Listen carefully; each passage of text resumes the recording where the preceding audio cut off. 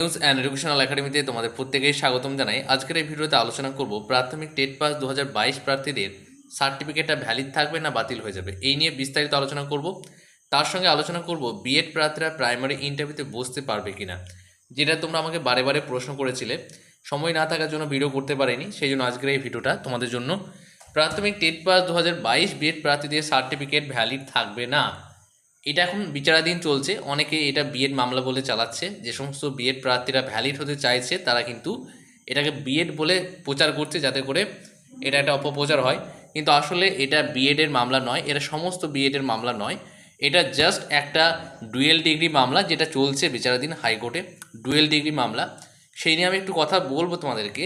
উত্তরটা আমি তোমাদেরকে দিয়ে দিলাম, সেটা হচ্ছে বিএড প্রার্থীরা প্রাইমারি ইন্টারভিউতে বসতে পারবে না, আর বিএড প্রার্থীদের সার্টিফিকেট ভ্যালিড থাকবে না। উত্তরটা আমি প্রথমে দিয়ে দিচ্ছি। ভিউ পাওয়ার জন্য আমি বড় ভিডিও করি না, সেটা তোমরা জানো প্রত্যেকেই।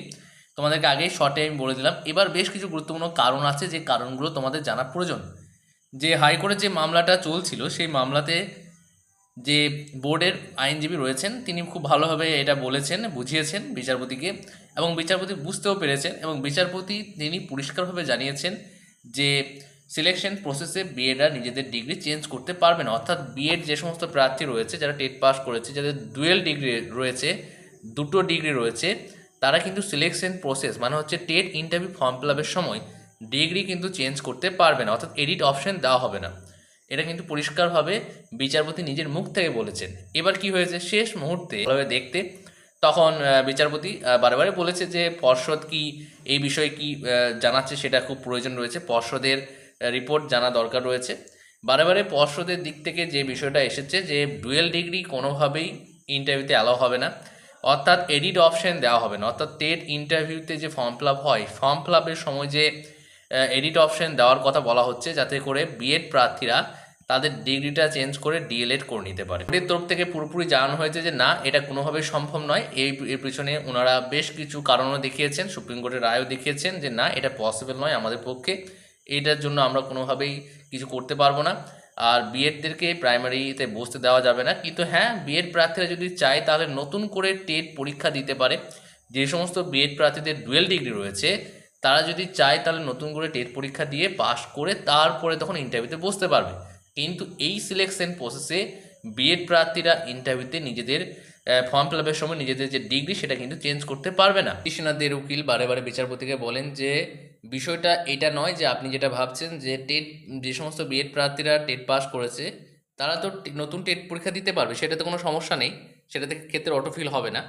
কিন্তু যেটা সিলেকশন প্রসেস, অর্থাৎ ইন্টারভিউ আগে যে একটা ফর্ম ফিল আপ হয়, সেই ফর্ম ফিল আপের সময় তাদের যে ডিগ্রিটা রয়েছে বিএড, যে বিএড দিকে তারা পাস করেছিল সেটাকে চেঞ্জ করে দিয়ে ডিএলএড করে দেওয়া হোক, এই বিষয়টাকে বারে হাইলাইট করা হচ্ছিল।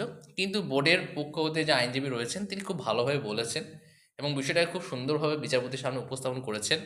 এবং বোর্ডের একটাই কথা যে না, কোনোভাবে এটা সম্ভব নয়। তাই কোর্টও বলেছে যে ঠিক আছে, এটা সম্ভব নয়, কিন্তু নতুন টেট দিতে পারবে, পরীক্ষা দিতে পারবে, সেক্ষেত্রে সমস্যা নেই। কিন্তু সিলেকশন প্রসেসে তারা কিন্তু চেঞ্জ করতে পারবে না। এবার শেষ মুহূর্তে বলার জন্য বিচারপতি তখন বললেন ঠিক আছে, বোর্ডের রিপোর্টটা দেখা যাক, বোর্ড কি রিপোর্ট পেশ করছে, এরপর এই বিষয় নিয়ে আলোচনা হবে। আমাদের যে অ্যানালিসিস, সেই অ্যানালিসিস থেকে আমি তোমাদেরকে বলতে পারি যে বিএড যে সমস্ত প্রার্থীরা রয়েছে তাদের সার্টিফিকেট ভ্যালিড থাকবে না। আর একটা বিষয় হচ্ছে তারা ইন্টারভিউতে বসতে পারবে না।